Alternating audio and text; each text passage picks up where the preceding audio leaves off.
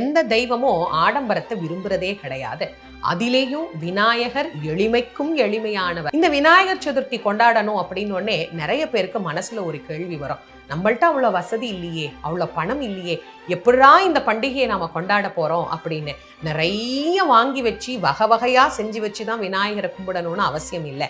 ஒரு 50 ரூபாய்க்கு கூட எளிமையாக நாம அவரை வழிபாடு பண்ணலாம். நம்ம வீட்டில் இருக்கிற விநாயகரையே எடுத்துக்கங்க. எங்கும் சுலபமாக கிடைக்கக்கூடிய அருகம்புல்லால அர்ச்சனை பண்ணுங்க.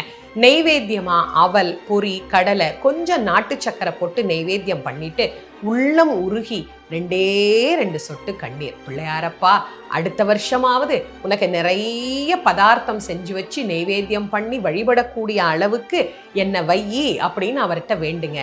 கண்டிப்பாக நம்முடைய வேண்டுதல்களை விநாயக பெருமான் செவி சாய்ப்பார்.